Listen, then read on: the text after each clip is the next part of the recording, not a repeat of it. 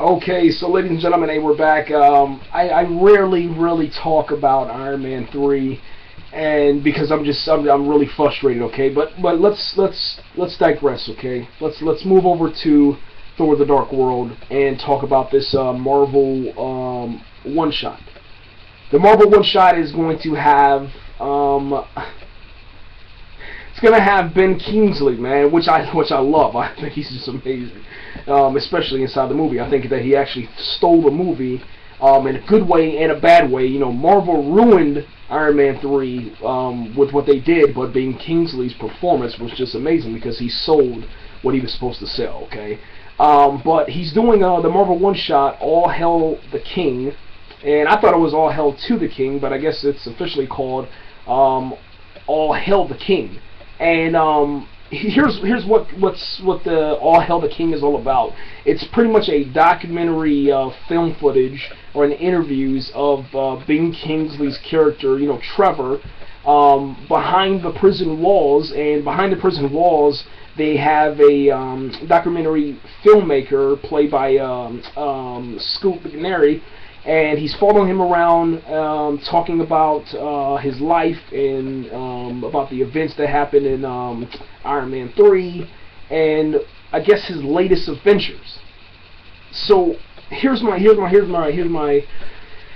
concern, man.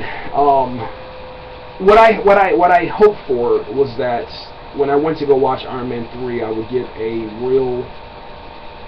I would get the real villain that I thought I was going to get paid for. Okay, I thought I was going to see the Mandarin. I thought that it was going to be amazing, and I didn't want it to be Pepper Potts punching robots. It's just I didn't want it to be what it turned out to be. Okay, was I happy to see Iron Man 3 come to the cinema? Yeah, absolutely.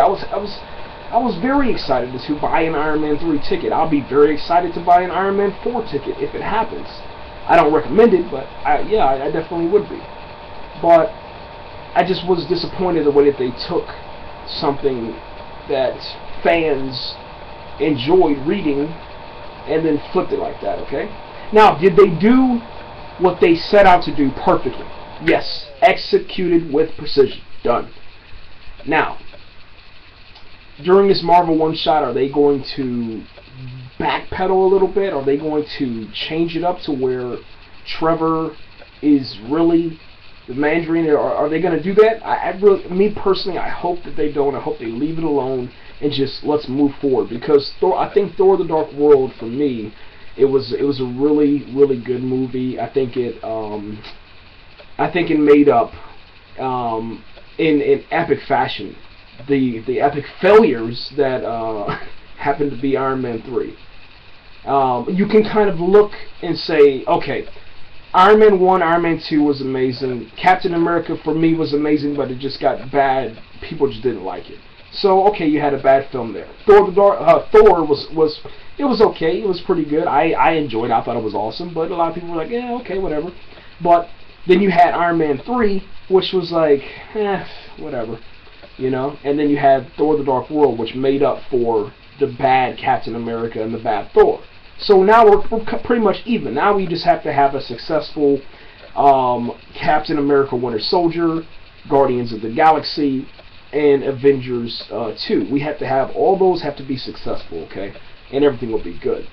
I mean, I'm kind of nervous to see what this Ben Kingsley thing is. I didn't buy Iron Man 3, and I will not purchase Iron Man 3.